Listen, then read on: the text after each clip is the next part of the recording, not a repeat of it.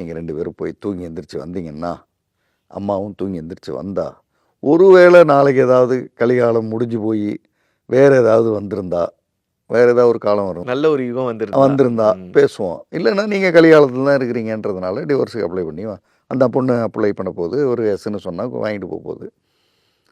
அந்த பொண்ணு ரொம்ப நல்ல பொண்ணாக இருக்கிறதுனால உங்கள் 3 பேரையும் விட்டு வைக்குது. கலிகாலத்துலேயும் இப்படி ஒரு பொண்ணு இல்லைன்னா போலீஸ் என்ன பண்ணுவாங்க அப்படின்னாரு இவர்.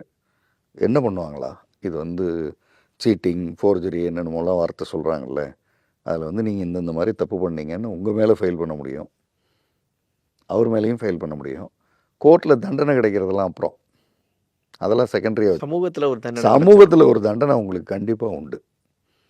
அதனால் நீங்கள் என்ன பண்ணுங்கள், போய் தூங்கிட்டு வாங்க, நாளைக்கு பேசுவோம் அப்படின்னா அவர் பையனை பார்க்குறாரு, பையன் அம்மாவை பார்க்குறாரு, அம்மா கணவரை பார்க்குறாங்க.